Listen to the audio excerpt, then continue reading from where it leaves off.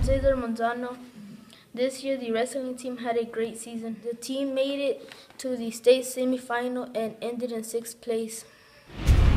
I think the season was a success overall. We had a lot of wrestlers. We averaged over 50 wrestlers in almost every practice.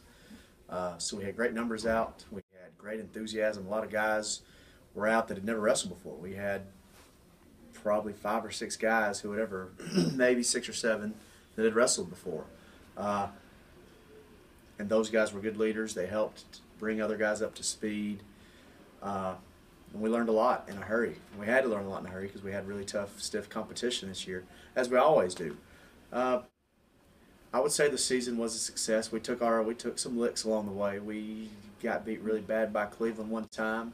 Next time we wrestled them, it wasn't as bad as it was the first time.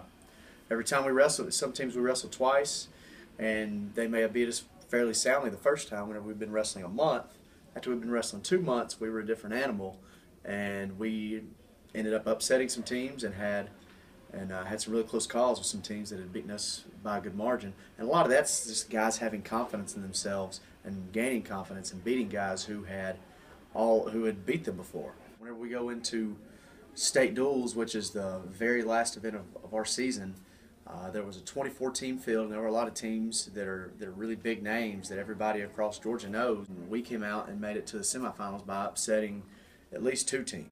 We go into it unseeded, and we ended up making the Final Four. So that'll probably be what I take away is knowing where we started out with 9 first-year wrestlers in our lineup, 2 forfeits, and then being able to do that. I was really proud.